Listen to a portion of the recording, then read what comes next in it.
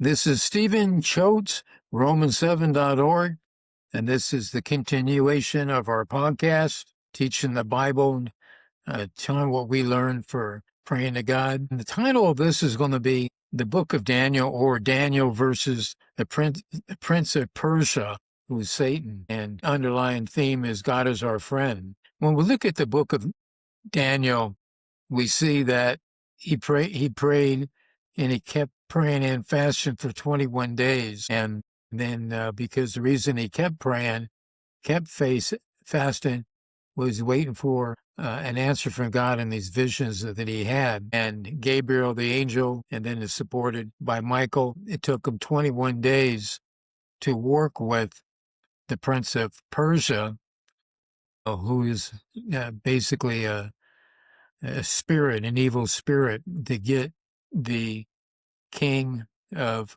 Persia to subside and let them come in and give God's word to Persia, which is Iran. The prince of Persia in the book of Daniel is a high-ranking soldier of Satan's army. In heaven, there's a spiritual force of evil in heaven that God always is fighting out. The Corinthians 10-13 and Ephesians 6-17 pretty well talks to us. And what we see is our strength is not in flesh and blood, so we don't look at these religious people or government officials and these rulers or authorities. They can and they do throughout centuries have evil spirit influencing their thoughts. And then Daniel, with Gabriel and Michael fighting for him, fought this spiritual battle. So they could come to him, so God could come to him and answer his prayers. Now, Daniel, in the book of Daniel, did not write the book of Daniel. He's a historical figure with his three friends. They were basically hauled off from Jerusalem in 605 BC when Jerusalem fell to Babylon. Then later on, Cyrus the Great in Persia in 539, then he captured Babylon. So Daniel, we see that first he deals with Nebuchadnezzar and Babylon. Then he's forward to, the the rulers of Persia, and then we see that Cyrus the Great is establishing the kingdom of Persia. And one of the visions that Daniel had of who the Prince of Greece was, which was forecasting that eventually Persia will be overthrown by Alexander the Great. And we see that this evil force is continuous, and we see that it invades people like Adolf Hitler in Germany or Stalin in Russia, bin Laden all over the place, and these religious mullahs in Iran right now, whose goal is to destroy Israel. Iran launched 300 missiles to Israel, Jerusalem, and not one damaged the city with God with air. And then God uses the United States of America for the goodness to protect, Israel, because it's his favorite status for God. And then we see that the same hate, the same evil, the same devil kind of aura invades these warlords in Africa. And even to some of his decisions are made in our courtrooms and our politics here in the United States. So we see the reality is that it'll never change, and it always will be here, that these evil rulers dominate the earth.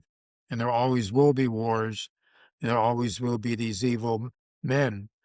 And we see that in the book of Job when God asks Satan, and Satan says, I walk the ends of earth. And then we see that God took Satan and threw him down the earth. And then we also see that there was a battle in Genesis, and it talks about the fallen angels, 200 of them, they were cast down to earth. So we see the evil spirit lurks on earth, and it surrounds these kings, and we see that all this evil and why we need armies and the conflict. But there again, on the other side of the world, we see that God wins, because after 21 days, the prince of Persia was taught that Daniel is sacred to God and revoke and back down, because we see that Daniel, he's thrown into a den of tigers, lions, because he won't bow down to the current Persian ruler as a god figure. And then God shut the mouth of the lions. And we see that his three friends were thrown in a furnace. And we see that when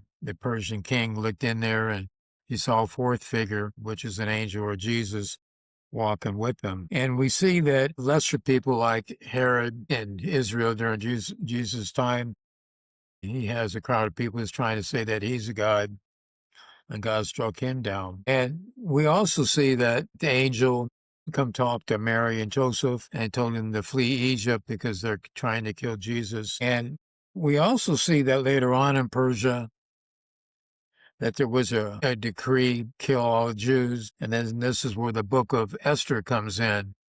And then she convinces Xerxes, the current Persian emperor, to relent, not to kill her people. And then we see that the angels are there again when Abraham trying to execute his son by the command of God.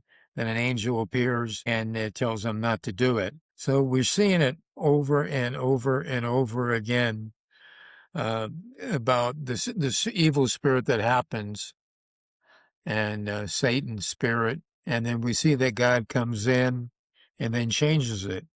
Because if you look at Persia, we look at Cyrus the Great, eventually in 538, BC, issued a mandate for the Jews to return to Judah and rebuild the temple. And we can see that Cyrus, the Spirit of God, worked through him to free the Jews so that Nebuchadnezzar or Nehemiah or Ezra leaders can come back to Jerusalem and rebuild it. And so the message is that as we get up and we deal with day to day in our lives, in our country, in the world events, this is a continuation of Satan on earth.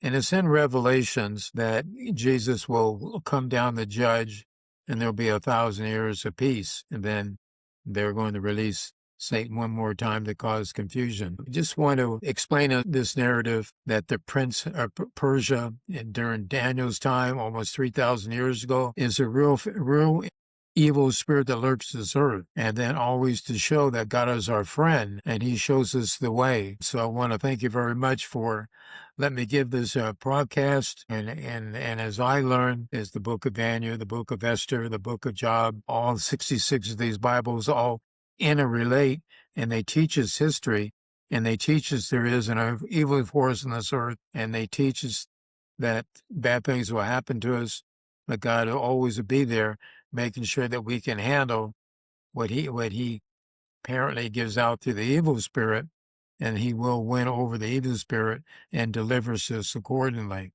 So please look at our webpage, romans7.org, and give us encouragement. And then we'll continue on these broadcasts as I learn, as I quest on my quest to build my life, on the teaching of God and Jesus. I want to say hello to my brother Bobby and Chris, Christ Comfort Ministries in Arizona, and we continue on. Thank you very much.